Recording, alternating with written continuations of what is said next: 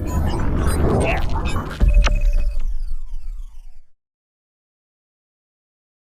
आप देख रहे हैं ब्रेकिंग बिहार। अभी हमारे साथ हैं राष्ट्रीय लोक जनशक्ति पार्टी के कोषाध्यक्ष सुनील सिन्हा जी। इनसे जानेंगे अंबेडकर जयंती को लेकर के काफी तैयारियां सुनील सिन्हा जी कर रहे हैं, उन्हीं तैयारी के बारे में जानेंगे। सर, सबसे पहले आपका स्वागत है। क्या तैयारियां कर रहे हैं सर अंबेडकर जयंती को लेकर? देखिए, 14 अप्रैल को बाबा साहब भीमराव अंबेडकर जी का जयंती समारोह है और हमारे राष्ट्रीय अध्यक्ष श्री पशुपति कुमार पारस जी, जो केंद्र में मंत्री भी हैं, उनके निर्देशानुसार 14 अप्रैल को काफ़ी धूमधाम से बाबा साहब भीमराव अंबेडकर जी का जयंती मनाने की तैयारी की गई है, जिसमें कि हजारों हजार कार्यकर्ता इकट्ठा होंगे और पूरे पटना शहर में हम लोगों ने निर्णय लिया है कि बाबा साहब के नाम पे होर्डिंग से पूरा पाठ दिया जाए और काफ़ी धूमधाम से उनके जयंती को मनाया जाए ताकि उनके आत्मा को शांति मिले।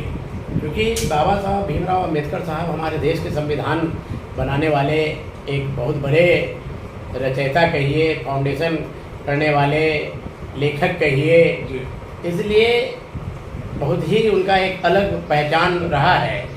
तो हम लोग के पार्टी राष्ट्रीय लोक जनशक्ति पार्टी ने निर्णय लिया है कि 14 तारीख को उनकी जयंती को काफ़ी धूमधाम से मनाया जाए और अधिक से अधिक लोग भाग लेंगे। सर, अभी तो आपकी पार्टी में एक नया उत्साह और भर गया है। जिस प्रकार से वैशाली में एमएनसी परिणाम आया है, आपका कैंडिडेट जीते हैं, अच्छे मत से जीते, इस पर क्या कहेंगे? देखिए, एनडीए गठबंधन में हमारी पार्टी है और गठबंधन के मापदंड के अनुसार जो सीट मिला उस सीट को गठबंधन के मर्यादाओं को ख्याल रखते हुए भारी मतों से जीत का हम लोगों ने विजय कराकर भूषण राय जी को हमारी पार्टी ने ले आया है और एक ही सीट मिली थी, इसलिए हम लोग सम्मानजनक पोजीशन में अपना चुनाव लड़के जीत हासिल कर लिया है।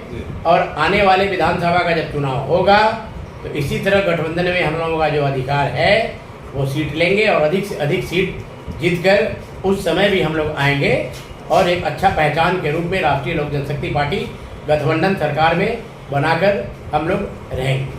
सर, एक आखिरी सवाल ये है कि जिस प्रकार से हर साल आप लोग अंबेडकर जी की जयंती को मनाते आए हैं, इस बार भी मना रहे हैं, सवाल ये उठ रहा है कि आप ही के पार्टी के चिराग पासवान, आपकी पार्टी के जो फाउंडर हैं, संस्थापक हैं, उनके बेटा चिराग पासवान ने आरोप लगाया है कि जिस प्रकार से 12 जनपद का बंगला खाली कराया गया, अंबेडकर जी की और स्वर्गीय रामविलास पासवान की उसमें बेइज्जती हुई है, जिस प्रकार से उनके मूर्ति को नीचे रखा गया, रौंदा गया, इस बात का आरोप आपको पता होगा कि चिराग पासवान ने लगाया।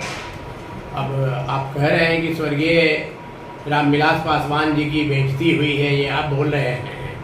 आपको तो पता होना चाहिए कि हमारे स्वर्गीय रामविलास पासवान जी बाबा साहब भीमराव अंबेडकर जी के बहुत बड़े फैन थे जी और बहुत मर्यादित तरीके से उनका हर जयंती को उन्होंने मनाने का काम किया है जी।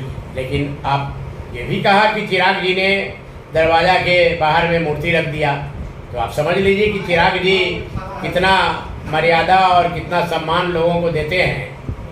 इससे स्पष्ट हो जाता है कि इस तरह की जो काम की गई, कैसे वो किए और क्या किए अब तो वही जानेंगे, लेकिन जो भी काम हुआ वो तो अच्छा नहीं हुआ।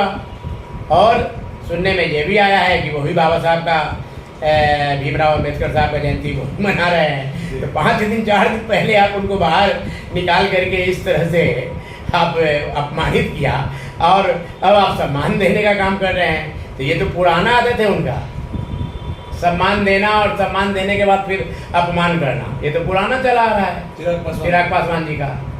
अगर सम्मान देने का उनको आदत रहता तो आज चाचा भतीजे में इस तरह का जो डिफरेंसेस देख के 2 तरह का पार्टी 2 को कर करके चलाने की जो परिस्थितियां देख रहे हैं, क्या ऐसी नौबत आती?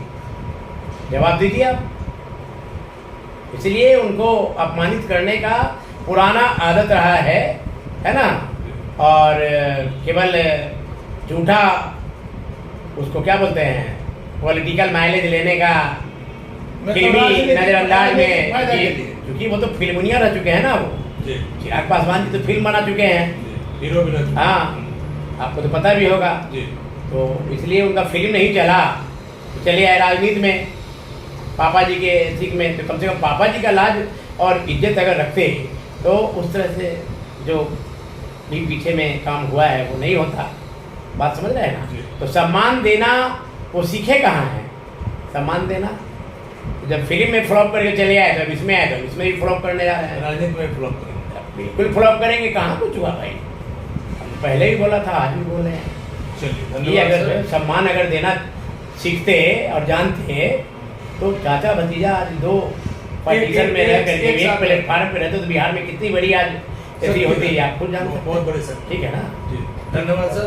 तो ये थे हमारे साथ राष्ट्रीय लोक जनशक्ति पार्टी के कोषाध्यक्ष सुनील कुमार सिन्हा जी, जिनका साफ तौर पर का नाम है कि चिराग पासवान अम्बेडकर की जो मूर्ति को लेकर के जो उन्होंने बोला है वह सारा राजनीतिक स्टैंड है, इसमें कहीं कोई सच्चाई नहीं है। और इज्जत देने के बाद इज्जत देना को उनसे सीखे। आप देख रहे हैं ब्रेकिंग खबरों का सिलसिला जारी है, आप बने रहे ब्रेकिंग।